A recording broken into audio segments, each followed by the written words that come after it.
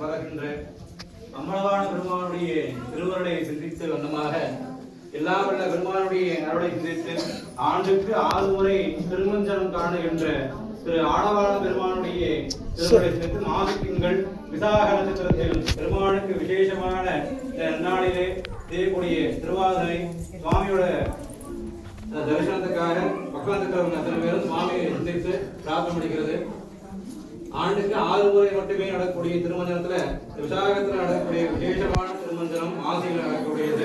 எல்லாரும் சுவாமியோட திருவருளை அடுத்தடுத்து வரக்கூடிய அத்துணை அபிஷேகமும் தன்னுடைய அருளால நோய் நொடி இல்லாம நாங்கெல்லாம் சேர்ந்து வந்து இதெல்லாம் கண்டார பார்க்கணும்னு சொல்லி பிரார்த்தனை பண்ணிக்கிறது. ஓம் ஆதாரத்தை போற்றுவோம், ஓம் ஆமரத்தை போற்றுவோம், ஓம் அரகத்தை போற்றுவோம், ஓம் சிம்மரத்தை போற்றுவோம், ஓம் தாமரத்தை போற்றுவோம், சூரிய மண்டலம் போற்றுவோம், ஓம் சந்திர மண்டலம் போற்றுவோம், ஓம் அக்னி மண்டலம் போற்றுவோம், ஓம் சக்தி மண்டலம் போற்றுவோம், ஓம் பராசக்தி மண்டலம் போற்றி போற்றி.